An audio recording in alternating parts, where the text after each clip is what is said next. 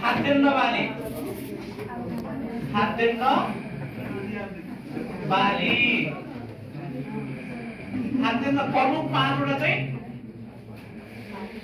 के हो भन्नु त प्रमुख 5 खाद्यान्न बालीहरू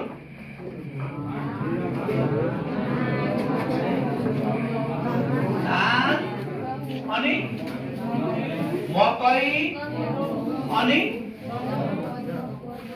गहुँ अनि कोदो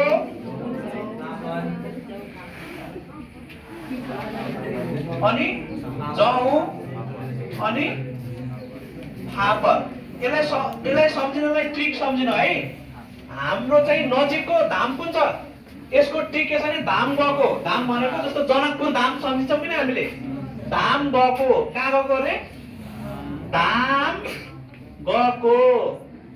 गएको जेपी भनेको जनकपुर सम्झिन्छौँ हो हामीले। तर धाम गएको नजिक हाम्रो कुन धाम छ जनकपुर धाम छ। धाम गएको जेपी भनेको जनकपुर धाम। तर हाम्रो यहाँ के छ त ट्रिक धाबाट धान मबाट मकै गबाट गहुँ कोबाट कोदो जेबाट जौ